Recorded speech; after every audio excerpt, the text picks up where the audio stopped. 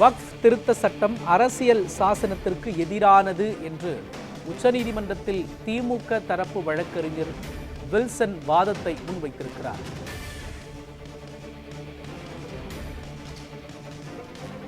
வக்ஃப் புதிய சட்டத்தின்படி ஒரு நபர் இஸ்லாமியர் என்பதை நிரூபிக்க 5 ஆண்டுகள் தேவைப்படுகிறது என்று மூத்த வழக்கறிஞரும் எம்பியுமான வில்சன் வாதத்தின் பொழுது குறிப்பிட்டிருக்கிறார்.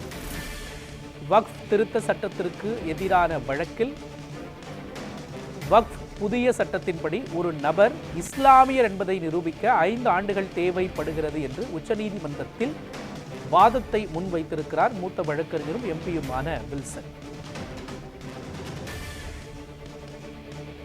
5 ஆண்டுகள் மதத்தை பின்பற்றினால்தான் நன்கொடை வழங்க முடியும் என்பது மத உரிமைகளுக்கு எதிரானது என்று வழக்கறிஞர் வில்சன் வாதத்தை முன்வைத்திருக்கிறார்.